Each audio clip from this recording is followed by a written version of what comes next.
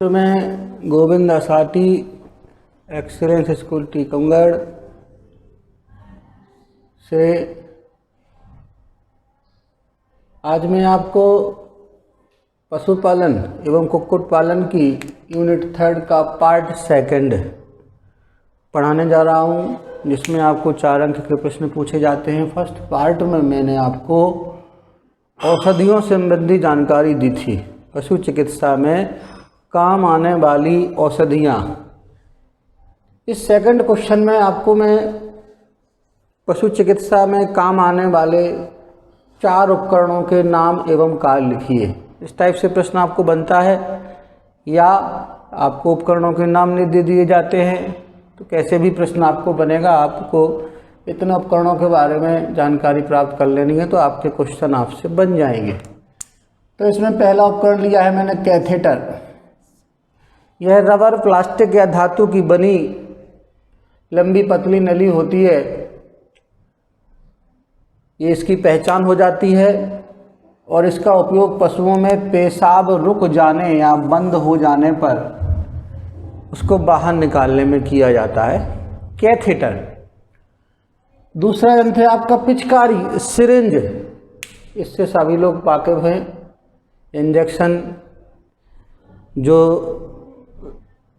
पशुओं को दिया जाता है या मनुष्यों को दिया जाता है, उसके पहले सिरे पर सिरिंज जिसको कहा जाता है, नुकीली सुई लगी रहती है, पीछे पिस्टन होता है, एक खोखली नली होती है। तो यह कांच, धातु अथवा प्लास्टिक की बनी होती है। इसके नोजल में सुई लगाकर पशुओं को इंजेक्शन दिया जाता है। जो घोल के रूप में दवाई दी जाती है जब, तो इंजेक्शन के रूप में दी जाती है। इंजेक्शन भी 2 तरीके से लगता है, 3 तरीके से लगता है, वो मैं आगे आपको इसके बारे में बताऊंगा। तीसरा यंत्र है आपका खरल एवं मूसली। दवाओं को पीसने के लिए इस यंत्र का प्रयोग किया जाता है। मोर्टार एवं पेस्टल इसको बोलते हैं। पत्थर, चीनी मिट्टी, कांच या धातु की बनी होती हैं। पहले पत्थर और चीनी मिट्टी की आती थी, अब तो स्टील और पीतल की भी आने लगी हैं। इनका प्रयोग दवाओं को पीसने एवं उन्हें मिलाने में किया जाता है। चौथा यंत्र है आपका ड्रेचिंग बॉटल। ये बांस या लोहे की बनी एक खोखली नली होती है। इसका एक सिरा बंद रहता है। इसका प्रयोग पशुओं को तरल रूप में दवा पिलाने के काम आता है, प्रयोग किया जाता है। 5वां है आपका डॉकिंग मशीन। यह धातु की बनी होती है, इसे टेल कटर भी कहते हैं। इसका प्रयोग पशुओं की पूंछ काटने में किया जाता है। 6वां यंत्र है आपका धमनी चिमटी, आर्टरी फोर्सेप्स। यह स्टील की बनी होती है, दांतेदार होती है। इसका प्रयोग ऑपरेशन के समय धमनियों को रक्त प्रवाह बहने से रोकना है। इसके बाद इसमें अगला यंत्र है आपका प्रोब। यह पतला स्टील का बना यंत्र होता है। इसकी लंबाई 15 से 20 सेंटीमीटर होती है। और प्रोब नामक यंत्र का प्रयोग घावों की गहराई मापने में किया जाता है। कई बार ये विगत वर्षों में क्वेश्चन पूछा भी जा चुका है। इसके बाद अगला यंत्र आता है आपका वर्डिजो कास्ट्रेटर। काफ़ी इम्पोर्टेंट महत्वपूर्ण यंत्र है। यह धातु का बना कैंची नुमा यंत्र होता है। इनका आकार अलग अलग होता है, छोटे बड़े साइज के आते हैं। इस यंत्र का प्रयोग नर पशुओं को बधिया करने के लिए किया जाता है। पीएटी में भी इस पर कई बार क्वेश्चन आ चुका है। ये पीएटी की दृष्टि से भी ये क्वेश्चन काफ़ी महत्वपूर्ण है। सारे क्वेश्चन महत्वपूर्ण हैं क्योंकि इनसे ही पीएटी में आपके प्रश्न बनते हैं।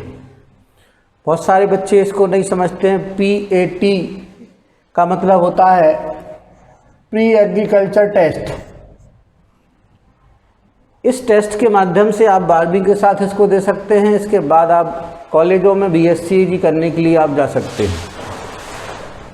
अगला यंत्र है आपका स्पैचुला। यह धातु का बना साधारण चाकू की तरह होता है। इसका प्रयोग मलहम पट्टिका पर मलहम तैयार करने में किया जाता है। अगला यंत्र है आपका थन साइफन। टीथ साइफन यह धातु का बना यंत्र होता है, एक खोखली नली होती है, इसमें पतला वायर पड़ा रहता है। इस यंत्र का प्रयोग थनैला रोग में पशुओं के थनों से दूध बाहर निकालने में किया जाता है। ये आपके इस तरीके से 10 यंत्र हुए। इसके बाद इसमें अगला यंत्र है जो 11वें नंबर पर मैंने लिखा है ट्रोकार एवं कैन्यूला। ये भी कई बार विगत वर्षों में पूछा गया है। यह धातु का बना नुकीला यंत्र होता है, इसे ट्रोकार कहते हैं। इसके ऊपर जो खोखला भाग होता है वो कैन्यूला कहलाता है। इस यंत्र का प्रयोग अफरा रोग में पशुओं के पेट से गैस बाहर निकालने में किया जाता है। अफरा रोग जब होता है तो अगले पैरों के पास उनकी आमाशय में इस यंत्र को प्रवेश कराकर ट्रोकार को बाहर निकाल लिया जाता है और कैन्यूला के माध्यम से गैस बाहर निकल जाती है। अगला यंत्र थर्मामीटर। एक कॉमन यंत्र है, सारे बच्चे इसको जानते हैं, बचपन से आपने इसको देखा है, डॉक्टर्स के यहाँ घरों में भी लोग रखते हैं। यह कांच का बना यंत्र होता है। इसके एक भाग में बाल्ब में पारा भरा रहता है। इस यंत्र का प्रयोग पशुओं में बुखार मापने में किया जाता है। थर्मामीटर, तापमापी भी इसको हम कहते हैं। अगला यंत्र है आपका वैजाइनल स्पेकुलम। वैजाइनल स्पेकुलम यह धातु का बना यंत्र होता है। इसका प्रयोग योनि परीक्षण में वीर सेचन हेतु कृत्रिम गर्भाधान में किया जाता है। आर्टिफिशियल इंसेमिनेशन गायों को गर्भित करने की एक विधि है। इसके बाद अगला है कृत्रिम योनि, आर्टिफिशियल वेजाइना। यह सख्त रबड़ लेटेक्स की बनी होती है।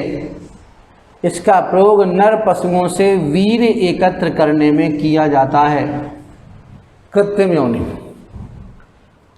अगला यंत्र है आपका फोड़ा चाकू, एब्सेसिक नाइफ। ये स्टील की बनी होती है।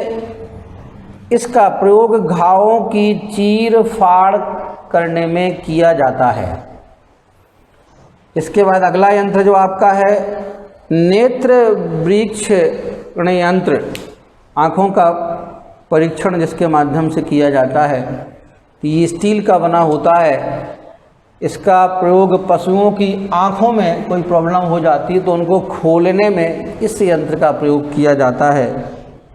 इसके बाद एक शॉर्ट नोट्स में आपको एक क्वेश्चन पूछा जा सकता है, पशुओं को दवा देने की विधियों के नाम लिखिए। 2017 में ये प्रश्न आपसे पूछा गया है तो मैंने इसमें क्वेश्चन भी जोड़ रखा है। पॉइंट्स मैंने इसमें दे ही है आपको। वर्णन अगर आपको है तो थोड़ा सा आप बुक का सहारा लेके वर्णन किताब से पढ़ सकते हैं। तो ये पशुओं को दवा देने की प्रमुख विधियां निम्नलिखित हैं, जिनमें नंबर 1 आता है वांस या बोतल से पानी के साथ घोलकर। ड्रेचिंग बोतल मैंने आपको पिछले पॉइंट में बताई है, वही है। जब दवा पशुओं को घोल के रूप में दी जाती है तो ड्रेचिंग बोतल में हम दवा को भरकर पशुओं के गले तक पहुंचा देते हैं, मुंह में प्रवेश करा के, जिससे वो दवा उल्टी ना कर दें या गिरा ना दें। दूसरा तरीका होता है चटनी, गोली व कैप्सूल के रूप में। जो दवाएं चटनी के रूप में आती हैं, गोली के रूप में आती हैं, उनको हम इन तीनों रूपों में दे सकते हैं। तीसरा तरीका है एनीमा द्वारा। जब पशु ज़्यादा कमज़ोर हो जाता है और मुंह के माध्यम से दवाएं खाने में सक्षम नहीं होता है तो एनीमा, इसमें गुदा के मार्ग द्वारा दवाओं को पशुओं के आमाशय तक पहुंचाया जाता है। इसमें एक रबर की नली का प्रयोग किया जाता है जिससे पशुओं के आमाशय तक दवा पहुंचाई जाती है। बफारे द्वारा भाप लेना। अपने घरों में भी जब बच्चों को जुखाम हो जाता है, छोटे बच्चों को, तो डॉक्टर कहता है आप उन्हें भाप दीजिए।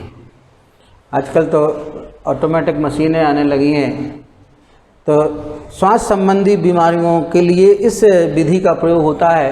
इसमें गर्म पानी करके कोई भी ऑइंटमेंट गर्म पानी में डाल दी जाती है, उसकी भाप पशुओं के नथनों के पास दी जाती है। पुलटिस बांधना, पुलटिस मतलब पोटली। इसमें जब पशुओं को चोट या मोच या कोई और प्रॉब्लम हो जाती है शरीर में, तो दवाओं को कूटकर उसका पेस्ट बना लिया जाता है और उस पेस्ट को कपड़े में रखकर दर्द वाले स्थान पर उसको बांध दिया जाता है। तो ये पुलटिस बांधना कहलाता है। इससे पशु को दर्द वाले स्थान पर दवा अपने रिएक्शन करती है और वहाँ उसको आराम मिल जाता है। इसके बाद अगला तरीका है दबा के पानी से गर्म सेंक करना तथा दबा के पानी में डुबाना। गर्म पानी करके उसमें कुछ दवाएं घोल दी जाती हैं, उससे दर्द वाले भाग पर सिकाई की जाती है। तो ये आपका छठवां तरीका है। इसके बाद सुई द्वारा या दबा के पानी में डुबाना, इसके तहत में पैर डुबकी भी आता है आपका फुटबाथ। मैंने पिछले उसमें थोड़ी सी चर्चा की थी इस पे। पैर डुबकी पशुशालाओं के बाहर एक 10 से 12 फीट लंबा, 10-12 फीट चौड़ा, 1 फीट गहरा एक हौदीनुमा संरचना बनाई जाती है, जिसका 3-3 फीट दोनों तरफ ढाल रखते हैं। उसमें पानी भर दिया जाता है, उसमें कॉपर सल्फेट का 1% घोल डाल देते हैं, जिससे पशु जब भी सुबह पशुशाला से बाहर जाते हैं तो उनके पैरों में दवा लग जाती है। शाम को जब वो दिन भर घूमकर घर पशुशाला में वापस आते हैं तो उनके पैरों में दवा लग जाती है और जो भी उनके रोगाणु उनके पैरों में होते हैं वो नष्ट हो जाते हैं। तो ये है पानी में डुबाना, पैर डुबकी। लास्ट इसमें तरीका आपका सुई द्वारा, बाई इंजेक्शन। सुई पशुओं में 3 प्रकार से दी जाती है। पहला त्वचा के द्वारा, सबक्यूटेनियस सिस्टम कहलाता है। इसमें त्वचा और मांस के मध्य में सुई के द्वारा दवा को छोड़ा जाता है। ये स्किन है आपकी, तो यहाँ पे स्किन में आप इसको पकड़ के स्किन और मांसपेशियों के मध्य में दवा को छोड़ा जाता है। ये दूसरा तरीका है। इसमें मांसपेशी के अंदर, इसमें दवा को मांसपेशियों के अंदर प्रविष्ट कराया जाता है। और तीसरा तरीका होता है सुई का सिरा के अंदर, इंट्रावीनस। जो नसें होती हैं, धमनी सिराएं, उनमें सुई को प्रवेश करा के दवा को पशुओं के शरीर की सिराओं में छोड़ा जाता है, तो वो कहलाता है आपका इंट्रावीनस। ये तरीका ज़्यादा कारगर होता है। इसमें बहुत तेज़ी से दवाई का असर पशुओं के शरीर में होता है, क्योंकि सारे शरीर में जो सिराएं होती हैं उनके माध्यम से दवा तेज़ी से सारे शरीर में फैल जाती है। तो ये आपका तीसरी यूनिट पशुपालन की आपकी कंप्लीट होती है। ये सेकंड पार्ट मैंने आपको बताया है, जिसमें आपका उपकरण और ये दवा देने की विधियाँ। तो आपकी पशुपालन की तीसरी इकाई कंप्लीट हुई। अगले वीडियो में मैं आपको चौथी इकाई के बारे में पढ़ाऊँगा। सभी बच्चे वीडियो को देखने के बाद इनको सब्सक्राइब करें, शेयर ज़रूर करें, लाइक करें और अपने कमेंट्स लिखें, लेकिन अपनी संस्था का नाम कमेंट्स के साथ साथ ज़रूर लिखें। धन्यवाद।